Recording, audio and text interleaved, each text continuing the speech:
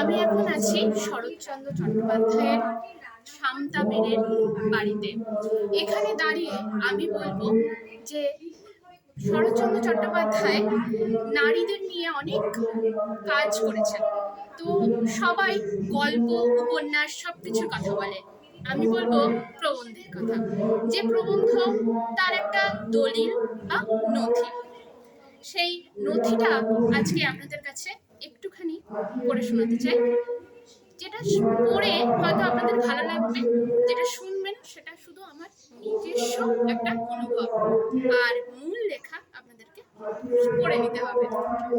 শোনাবো নারীর মূল্য, শরৎচন্দ্র চট্টোপাধ্যায়।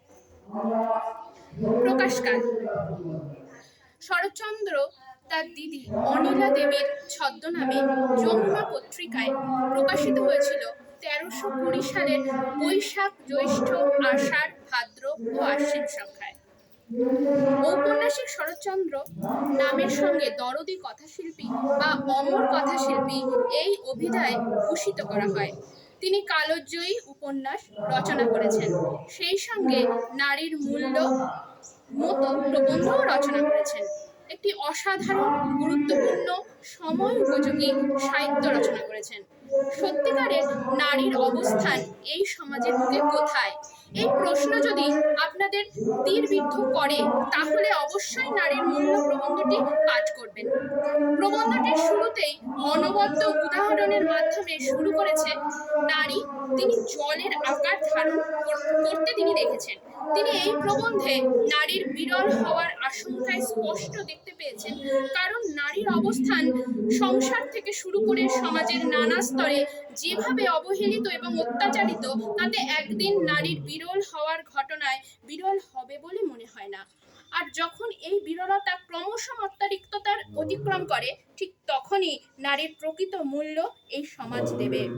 নারীর প্রকৃত মূল্য যাচাই করতে গিয়ে কখনো আমরা ইউরোপের সঙ্গে বিতর্ক প্রতিযোগিতাতেও অংশগ্রহণ করে থাকি।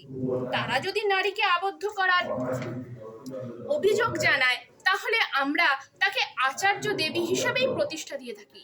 সতীত্ব নিয়ে প্রশ্ন তুলছেন প্রাবন্ধিক, যেখানে তিনি বলেছেন আমাদের সমাজে সতীত্বের পরীক্ষা শুধু একতরফা নারীর, সেখানে পুরুষের প্রবেশাধিকারের কোনো জায়গা নেই।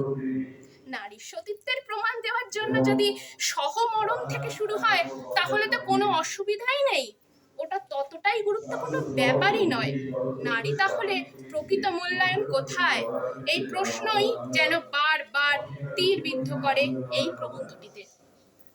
অবশ্যই পড়বেন নারীর মূল্য, শরৎচন্দ্র চট্টোপাধ্যায়।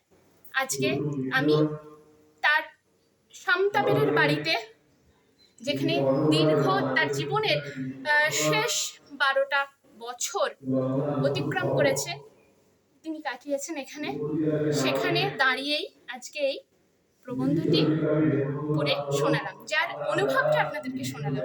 মূল প্রবন্ধ আপনারা পড়বেন। ধন্যবাদ।